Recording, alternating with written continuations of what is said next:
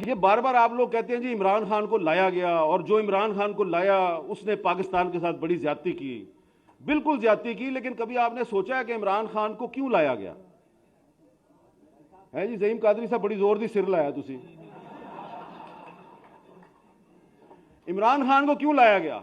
अब मैं आपके सामने एक सच्चाई जिसकी कोई तरदीद नहीं कर सकता वो मैं लेके आता हूं आपके सामने। इमरान खान को इसलिए लाया गया कि इसको लाना नहीं था। यह बात दुरुस्त है कि जनरल पाशा साहब जो है उन्होंने 2011 से काम शुरू किया था, लेकिन 2018 में इमरान खान को नहीं लाना था। 2018 के इलेक्शन से कुछ हफ्ते पहले एक मीटिंग थी। उस मीटिंग में थे जनरल कमर जवेद बाजवा साहब, उस वक्त के DGISI जनरल नवीद मुख्तार साहब और उस वक्त के DGC जनरल फैज साहब। और उस मीटिंग में बुलाया गया पता किसको? शहबाज शरीफ साहब को।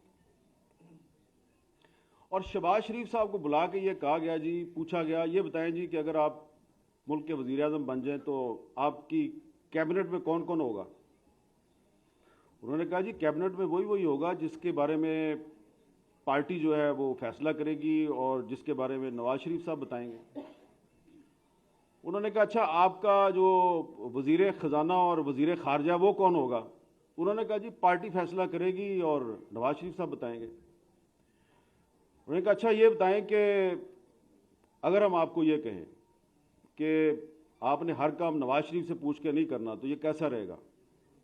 तो उन्होंने बड़े तरीके से कहा जी कि देखें मैं तो, मेरी बड़ी एक ओपन पोजीशन है, मैं तो इस्टेब्लिशमेंट से लड़ाई का हामी नहीं हूँ और ये मैं कुछ छुपा के तो बात करता नहीं, लेकिन देखें मेरी पार्टी के लीडर नवाज शरीफ साहब हैं तो आखिरी फैसला तो वही करेंगे और पार्टी करेगी। आप मुझसे ये तवक्को ना करें कि मैं नवाज शरीफ साहब जो है उनके खिलाफ जाऊंगा।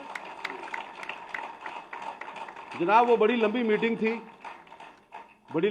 थी और मीटिंग का अख्ताम जो है वो ये हुआ कि शहबाज शरीफ साहब ने उनको कह दिया जी कि अगर आप ये समझते हैं कि आप मुझे वज़ीर आज़म बनाएंगे और वज़ीर आज़म बनने के लिए मैं अपने भाई का साथ छोड़ दूंगा तो ये मैं आपके साथ झूठ नहीं बोलूँगा, मैंने ऐसा नहीं करना।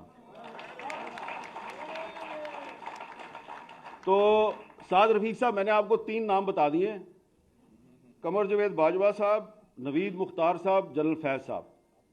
अब ये 3 तो पता नहीं आपको मिलेंगे नहीं मिलेंगे, आप इनसे पूछेंगे नहीं पूछेंगे। शहबाज शरीफ साहब तो आपको रोज ही मिलते हैं ना, उन्होंने को पूछ लेना।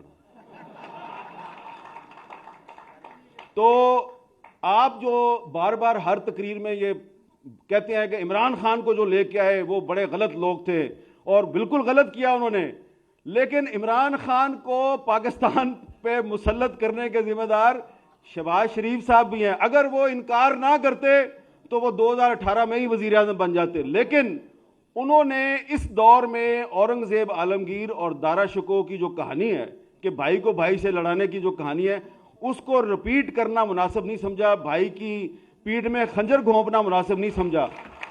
लिहाजा उनके उस अमल की वजह से बाजवा साहब मजबूर हुए कि इमरान खान को मुसल्लत किया जाए और फिर उन्होंने मुसल्लत किया और फिर उन्होंने गिन गिन कर शहबाज शरीफ साहब से भी और आपसे भी उन्होंने बदले लिए और थोड़े से बदले उन्होंने ख्वाजा आसिफ साहब से भी लिए।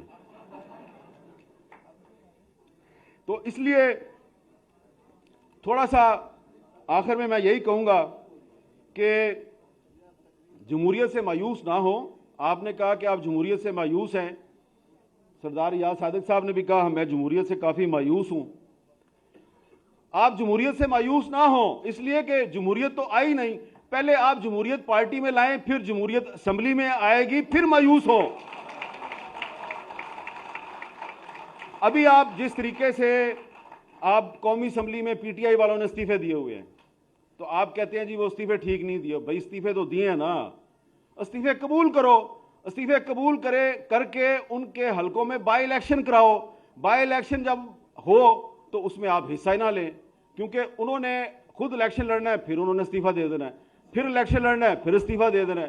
तो उनको इलेक्शन लड़ने दो, बार बार इस्तीफे देने दो, आप अपना काम किए जाएं, लेकिन आप गैर आईनी काम तो ना करें। मेरा ये ख्याल है, मेरी नाकस राय में, कि जो कौमी असेंबली से इस्तीफे दिए गए हैं उनको कबूल करना चाहिए, इस्तीफे कबूल ना करके आप अपनी कमजोरी दुनिया पर आश्कार कर रहे हैं। और परवेज लाई पंजाब का चीफ मिनिस्टर है, आपको अच्छा लगे या बुरा लगे, गवर्नर साहब जो है उनको ये राइट नहीं है कि एक इलेक्टेड चीफ मिनिस्टर जो है उसको आप डी नोटिफाई करें। इसलिए अदालत ने उसको नोटिफिकेशन को कैंसिल कर दिया है। और परवेज लाई साहब को भी चाहिए कि अगर आपको गवर्नर ने कहा है कि आप एतमाद का वोट लें, तो भाईजान अगर आपके पास अक्सरियत है तो एतमाद का वोट लें, तो आप एतमाद का वोट नहीं लेते तो वो आपको डी नोटिफाई कर देते हैं। दोनों ही गलत काम कर रहे हैं आप। और जब दोनों साइड से गलत काम होगा तो फिर जो होता है उसको आप कहते हैं शब-खून। तो उस शब-खून में फिर आप भी तो बराबर के जिम्मेदार हैं ना। आप ये काम ना किया करें।